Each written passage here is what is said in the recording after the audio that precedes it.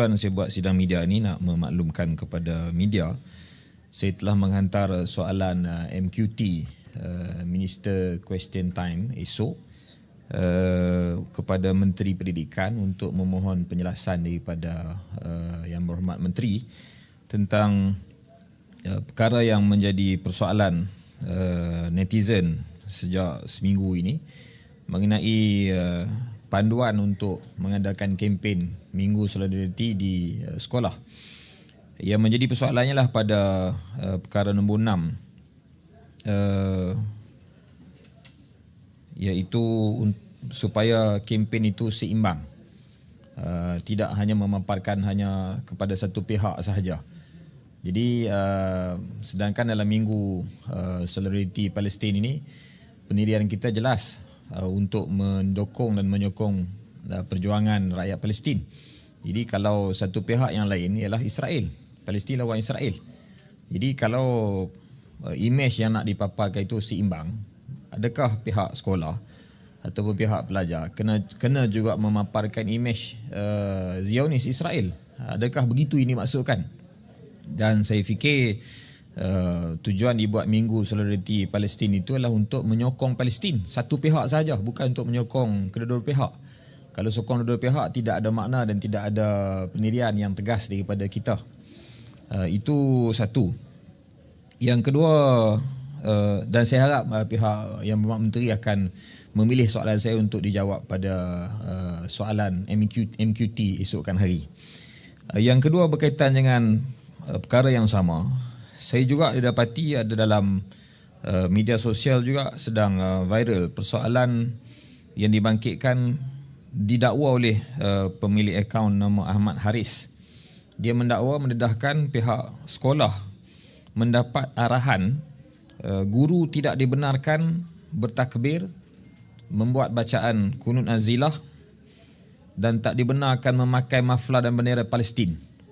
Ini dakwaan dia, satu arahan dikeluarkan melalui WhatsApp, dan dia ambil itu daripada Facebook Cikgu Muhammad Fadli Saleh. Saya hanya memaparkan kembali apa yang mereka tulis, dan saya juga ingin memohon penjelasan daripada pihak menteri berkenaan. Adakah benar perkara ini tidak dibenarkan dalam kempen Solidariti Palestin? Mohon pihak menteri jawablah esok. Yang ketiga, yang terakhir, berkaitan dengan isu yang sama juga, terdapat kenyataan daripada seorang pemimpin DAP, iaitu Yang Berhormat Menteri Yang Berhormat Menteri Ngan Komeng KPKT. Dia membawa gambar ini dan memberi mesej sekolah bukan tempat untuk konflik, fahaman ekstremisme dan keganasan. Dipaparkan gambar ini. Adakah dia merujuk kepada pemakaian ini? Kalau dia merujuk kepada pemakaian yang menunjukkan ganas, bagaimana pula dengan acara-acara lain yang berlaku di sekolah? SJKC Gunung Hijau, pemakaian cosplay, berpakaian seperti ini. Ada pakaian-pakaian lain yang banyak dipaparkan ini di SJKC Johor Jaya. Ada membawa senjata, replika senjata, replika pakaian macam berperang. Ini replika pahlawan daripada, tak silap saya mungkin Jepun, samurai.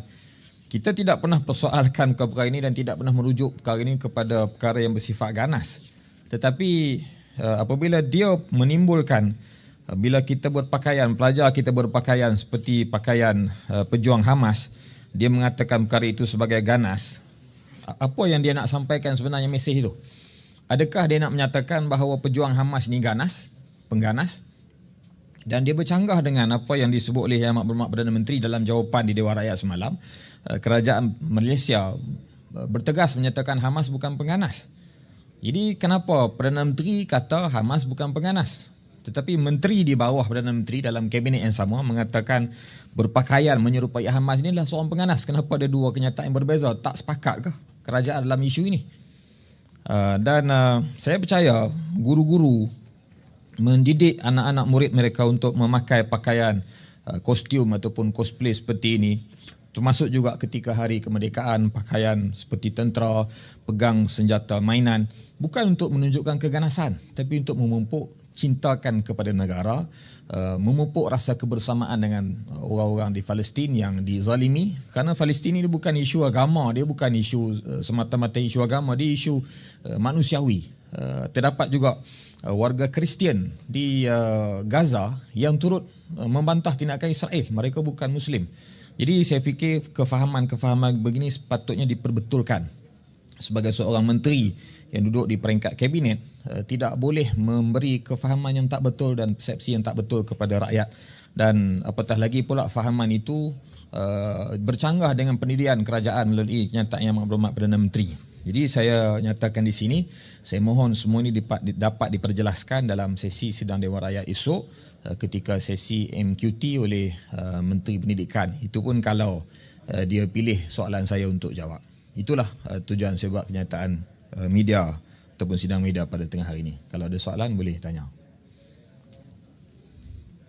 Kalau tak ada, okey. Terima kasih. Ya.